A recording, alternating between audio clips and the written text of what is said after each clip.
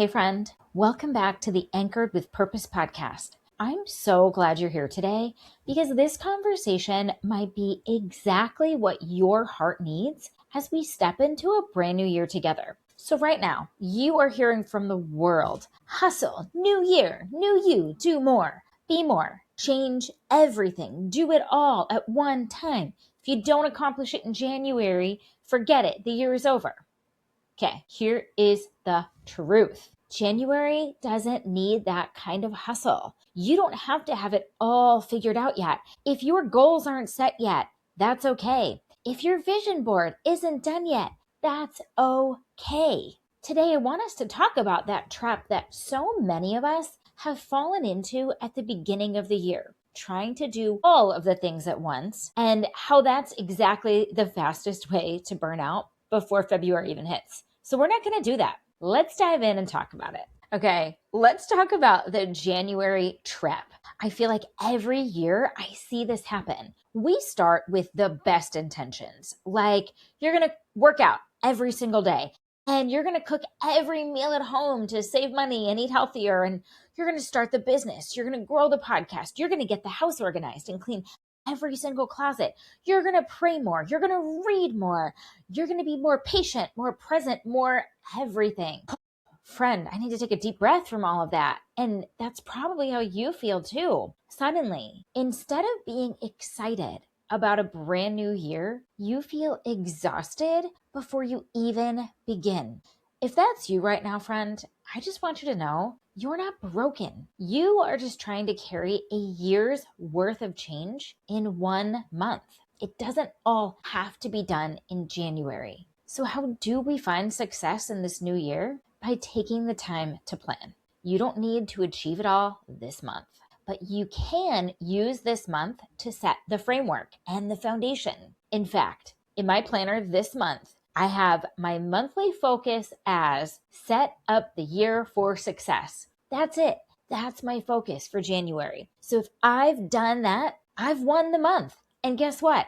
I've already won the year because I've set up the year for success. So let's talk first of all about how we can use our word of the year to help guide us as we're setting some of these goals and setting up our year for success. So I'm going to share with you, I shared this on the last podcast, but my word of the year is transformation. Now, transformation does not happen in a week. Goodness, I wish that'd be great, but it doesn't. Transformation is a quiet obedience. It is small, faithful steps that compound over time. So I'm thinking about some of my big goals that I've set for myself this year. So I'm running a Spartan 5K, super scary, by the way.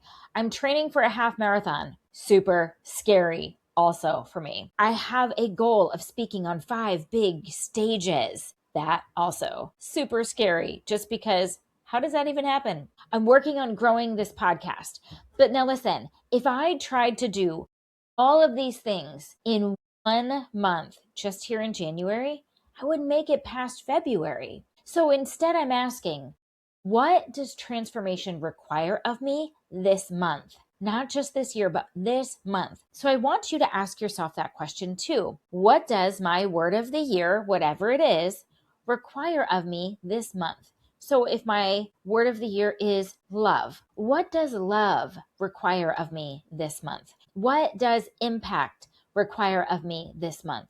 What does peace require of me?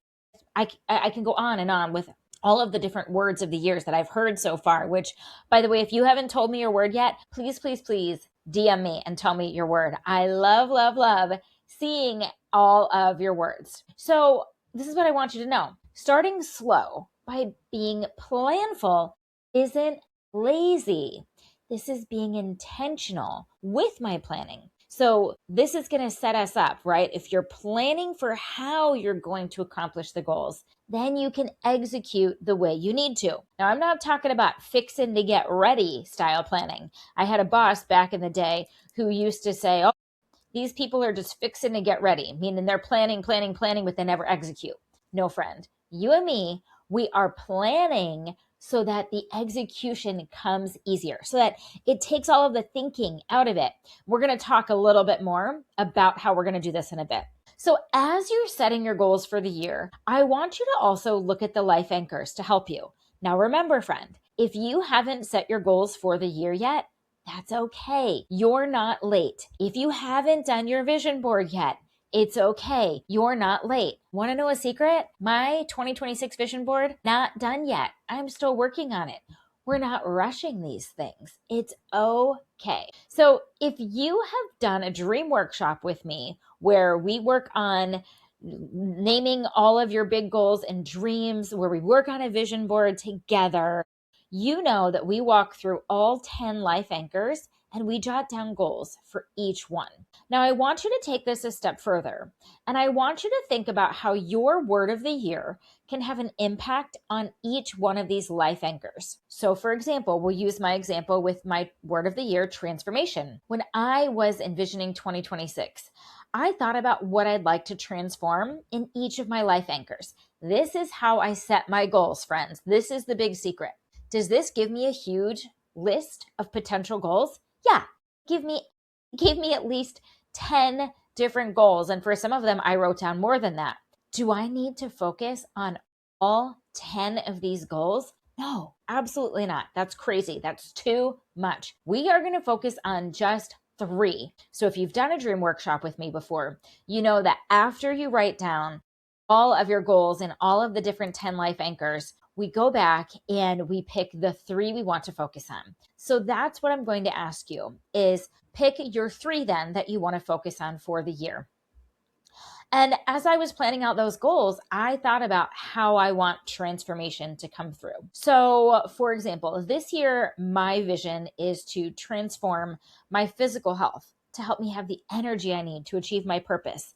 That's so important for me. But it's also about transforming my business and so much more. So, the 3 goals I've set to focus include 1 health goal and 2 business goals. Now, focusing on these 3 goals won't give me the transformation I'm seeking in all 10 life anchors, but they will elevate most of them. So let's take it back to the health goal. The health goal isn't going to help me transform all 10. Well, actually, maybe it could. But what I'm focusing on is how my health goal is going to help me with my purpose, which you know that impact, purpose, and legacy, that's one of our life anchors right there. So I want you to do this now. Think about it. Take some time to think about how your word of the year can influence the 10 life anchors. And for your reference, if you're not familiar with the 10 life anchors, or maybe you haven't picked a word of the year yet, don't worry, I've got episodes on all of those. I've got an introductory to all of the 10 life anchors, and I've even got an episode on every single life anchor. So take a look at the show notes. I'll give you that introductory one plus some word of the year ones, and listen and take some time to do this. Now, I promised that I would talk about how I achieve these goals, and it's no secret.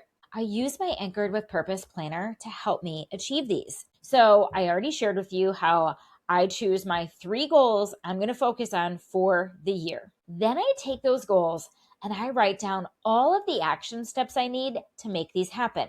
Now, again, I'm going to hammer this home. Remember this. This doesn't have to be done by January 1st or the whole year is wasted. This can be done throughout the course of the month or the year. And if you mess up, you can start again. It's okay. You have permission. So, for example, I know what those 3 big goals are. I already shared with you there's a health one and 2 business ones, but I haven't fleshed out all of the big action steps yet that I need to take. Again, not flesh them out for the whole entire year yet. So, friend, you're not behind. I've already shared with you my vision board for 2026, still a work in progress. You're not behind, friend. We are working on all of this together. So here's how I use my planner to help me achieve these 3 big goals. In the monthly spread, there is a space to write down your 3 goals for the month. This is where you write down all of those goals that are going to help you get closer to that big goal. So keeping in mind your 3 big goals, we're going to break them down and what do you want to achieve this month to help you get closer to that big goal you set.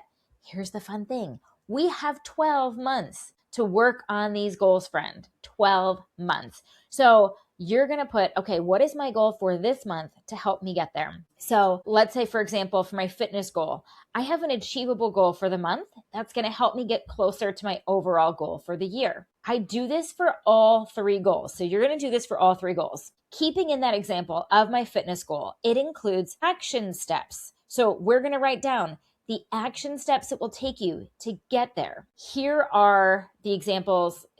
We're going to keep up with that example of my fitness goal, and it includes action steps like this. Gym, 6 days a week. Guess what? I already do this, so it's definitely an achievable one, but it's a habit I have to keep. Run, 3 days a week. This is a brand new habit I'm incorporating, but it's essential for my goal of running a half marathon in September.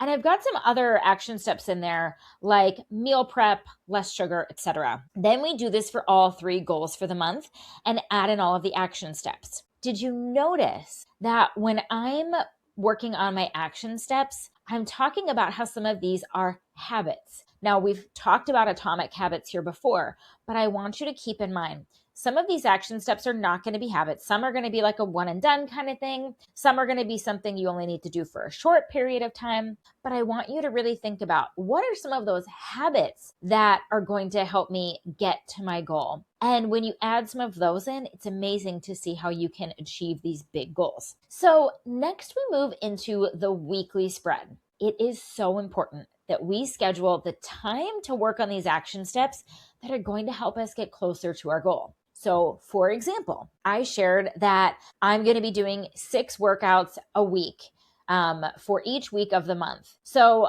I actually scheduled this in my planner in my weekly spread. So I go to the gym at 5 a.m. Monday through Friday and at 8:30 on Saturdays. So for the whole month of January, I already have those in my planner. So it's a non-negotiable now. It's in there. Now, this next one was a little bit harder. It involved fitting in when I'm supposed to run to help me get ready for this half marathon. So to prepare for this, I printed out a training schedule and I first put it into the monthly spread for the entire year from now until September when that half marathon is. I even wrote down like what my mileage was supposed to be. So my first day, my run was supposed to be 1.5 miles. I wrote that in, but I took it a step further and I scheduled all of my runs for the month of January. Notice, I had to get very specific here with how I was going to do this. So I decided that 8 a.m. is my run time. And for the first phase of my training, I have to do 3 runs a week. So I scheduled this right into my weekly spread and wrote down how many miles I need to run. So I can then take a look. For example, tomorrow is a run day. I can take a look and see tomorrow I have to run 1.5 miles. And then I have that scheduled in. So I decided that for the first, my first phase of this, 8 a.m. is my run time. I know that I might have to change this up as the amount of miles I have to run increases, but for this first phase, this works. And you can see from this example that it's super simple to write down what needs to be done and then schedule it in.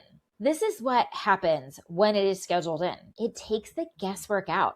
It's not, oh my gosh, how am I going to achieve this big, scary goal?